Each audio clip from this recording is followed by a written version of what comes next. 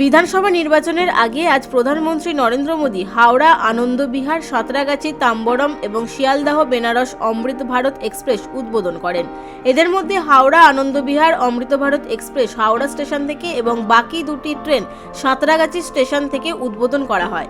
এই উপলক্ষে সাঁতরাগাছি স্টেশনে উপস্থিত ছিলেন রেলওয়ে প্রতিমন্ত্রী রণজিৎ সিং বিট্টু। এই উদ্বোধন অনুষ্ঠান উপলক্ষে ট্রেনগুলিকে বেলুন এবং ফুলের মালা দিয়ে সাজানো হয়েছে। কলকাতা থেকে আস্থা সিং এর রিপোর্ট, বিগ নিউজ বাংলা।